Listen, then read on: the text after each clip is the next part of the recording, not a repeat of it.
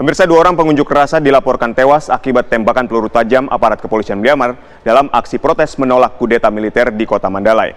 Bahkan pengunjuk rasa turut menggelar protes di depan KBRI di kota Yangon, Myanmar. Dan untuk mengetahui situasi terkini di Myanmar, kita sudah terhubung dengan Bapak Iza Padri, Duta Besar RI untuk Myanmar. Selamat pagi, Pak Iza. Selamat pagi, Mas Adit. Baik, dan para pemirsa TV One. Baik, Pak Iza, ini bagaimana sebenarnya unjuk rasa yang terjadi di depan KBRI di Yangon, Myanmar ini, Pak? Baik, tadi sudah dijelaskan juga oleh Jubir Kemlu, Bapak Tengku Faizasa, bahwa ini diawali dengan adanya pemberitaan yang tidak benar tentang posisi Indonesia, bahwa Indonesia mendukung dan mendorong ASEAN untuk melakukan pemilihan ulang, yang dimana hal ini merupakan permintaan dari militer atau dasar dari militer ketika melakukan kudeta. Baik, lalu bagaimana dengan aksi unjuk rasa yang terjadi di depan kantor Duta Besar KBRI di Yangon, Myanmar, ya, Pak? Setelah Pak Jubir menyampaikan press release, kemudian dari kita, diplomat kita juga menjelaskan kepada para pengunjuk rasa, dan para pengunjuk rasa sebagian dari mereka kemudian membubarkan diri, dan ini merupakan langkah-langkah kita untuk mengantisipasinya. Dan kita juga tahu bahwa di Myanmar ini unjuk rasanya itu sifatnya bergelombang, artinya silih berganti karena sifatnya masif gitu ya. Baik, apakah sebelumnya juga KBRI ini sudah mendapatkan laporan bahwa akan terjadi aksi unjuk rasa di depan kantor KBRI sendiri, Pak? Ya, kita mendapat berita ketika kita mencoba untuk memantau dari media sosial, bahwa dari media sosial terutama Facebook dan Twitter itu menginformasikan bahwa ada pemberitaan yang keliru tadi, kemudian oleh masyarakat Myanmar dianggap bahwa kita mendukung militer gitu, dan mereka melakukan unjuk rasa, dan ini merupakan bentuk bahwa polarisasi di Myanmar begitu tajam. Baik, Pak, setelah Indonesia ini dituding melakukan dukungan terhadap junta militer Myanmar, langkah atau upaya apa yang dilakukan oleh Pak Iza sebagai Duta Besar RI untuk Myanmar ini untuk mengantisipasi hal tersebut, Pak? Ya, seperti yang saya sampaikan tadi, Jubir Kemlu sudah menjelaskan lewat press release, kemudian kami jelaskan kepada pengunjuk rasa, dan berikutnya kita juga menyampaikan kepada warga negara Indonesia untuk tetap tenang dan agar mereka bisa juga menyampaikan kepada teman-temannya dan rekan-rekan mereka di kantor. Baik, Pak Iza, apakah terkait dengan unjuk rasa di depan kantor KBRI ini, apakah Anda juga mendapatkan telepon atau ya semacam informasi ya dari duta besar negara lain yang ada di Myanmar juga, Pak? Kita dapat informasi, kemudian betul di dalam komunikasi kita dengan perwakilan diplomatik yang lain bahwa akan ada unjuk rasa ke kedutaan kita, ditambah lagi dengan monitor kita terhadap media sosial seperti yang saya sampaikan tadi, bahwa Facebook dan Twitter merupakan media sosial komunikasi utama, terutama saat ini saat unjuk rasa di Myanmar. Pak Iza, isu Indonesia ini mendukung junta militer untuk mengadakan pemilu ulang ini kan sempat juga ramai di negara-negara ASEAN. Ini seperti apa sih, Pak? Ini yang tadi saya sampaikan bahwa itu adalah pernyataan yang tidak benar, dan Baik. ini sudah dibantah oleh Jubir Kemlu bahwa kita tetap posisinya bahwa kita tetap mendorong demokrasi di Asia Tenggara. Baik, apakah media asing, kalau di sini kan dinyatakan adalah Reuters, apakah media asing ini sempat juga meminta konfirmasi Pak ke KBRI di Myanmar?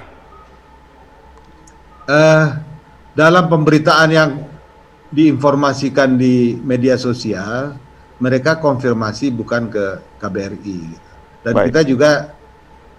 kita juga tidak ditanyakan oleh mereka. Baik, Pak Iza mungkin bisa menggambarkan juga kepada pemirsa TV One bagaimana sebenarnya kondisi saat ini di Myanmar, mengingat kita terus melihat bahwa dari pertama kali militer ini melakukan kudeta terhadap pemerintahan terpilih ini kan terus berlangsung unjuk rasa. Ini seperti apa Pak kondisinya saat ini? Ya, ini merupakan salah satu bentuk kudeta.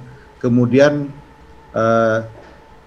situasi di Myanmar ini bahwa masyarakat Myanmar, terutama hasil pemilu kemarin, mereka menuntut supaya hasil pemilu dilaksanakan. Baik, kalau kita juga melihat unjuk rasa di media-media kan nih di Myanmar sangat mencekam kondisinya, bahkan ada 2 orang yang juga tewas terkena tembakan peluru tajam dari aparat kepolisian. Sebenarnya semencekam apa kondisi di sana Pak terkait dengan unjuk rasa ini? Kalau kita memantau dari KBRI atau saya juga beberapa kali keluar, itu unjuk rasa di sini tertib. Dan kalau mereka berunjuk rasa, biasanya dalam satu kelompok itu ada yang nanti membersihkan sampah-sampah atau kotoran yang tertinggal. Dan memang kalau kita lihat jumlah pengunjuk rasanya masif, dan kalau saya katakan tadi model bergelombang karena tidak habis-habis gitu. Baik, lalu apakah Pak ada antisipasi yang dilakukan dari pihak KBRI kalau misalnya ada massa yang datang untuk berunjuk rasa kembali di depan kedutaan besar kita Pak? Ya, kita sudah 2 kali menerima pengunjuk rasa. Yang pertama ketika mereka menyampaikan surat, itu juga kita terima. Kemudian yang kedua, ketika mereka mengunjuk rasa kita dengan adanya pernyataan yang keliru dari Reuters tadi, itu juga setelah dijelaskan oleh Jubir, kita juga jelaskan kepada Jubir Kemlu, kita juga jelaskan kepada masyarakat. Artinya masyarakat bisa menerima ya Pak penjelasan dari KBRI kita?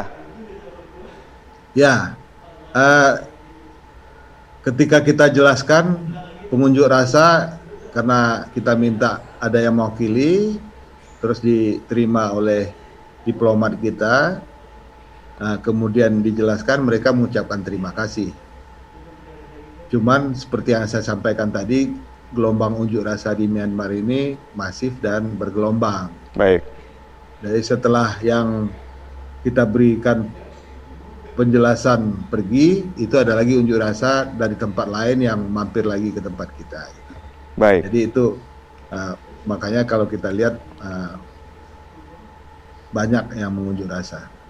Baik, junta militer Myanmar kan informasinya hingga saat ini terus melakukan pembatasan terhadap pergerakan masyarakat dan juga pejabat diplomatik. Ini seperti apa Pak? Ya, kita sejak pandemi kemarin memang suasana lockdown di sini sangat terasa. Sejak bulan Maret itu, saya baru 1 kali melakukan perjalanan keluar kota. Karena pergerakan bukan hanya diplomat, tetapi masyarakat juga dibatasi bergerak atau berpindah dari satu kota ke kota lain. Jadi suasana ini ditambah lagi ketika terjadi kudeta dan adanya pemberlakuan jam malam. Tetapi sebelumnya juga awal atau awal Maret terjadi COVID-19 ini, itu kita sudah ada jam malam juga. Baik, lalu bagaimana dengan para demonstran? Apakah juga di malam hari dengan adanya pembatasan jam malam ini, apakah demonstrasi juga terjadi di malam hari, Pak? Kalau yang di Yangon saya tidak melihat seperti itu.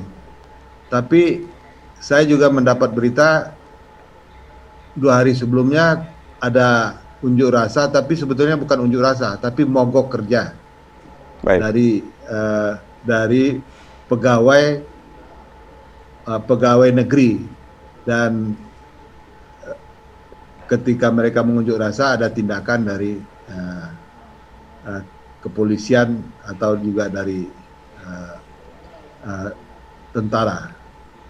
Baik, terima kasih Pak Iza Padri, Duta Besar RI untuk Myanmar. Semoga informasi Anda kepada pemirsa TV ini dapat memberikan gambaran yang jelas bahwa posisi Indonesia saat ini adalah mengedepankan prinsip-prinsip ASEAN dengan mengutamakan dialog dan demokrasi untuk penyelesaian permasalahan di Myanmar. Terima kasih sekali lagi Pak Iza. Sama-sama, terima kasih Mas Adit dan seluruh pemirsa.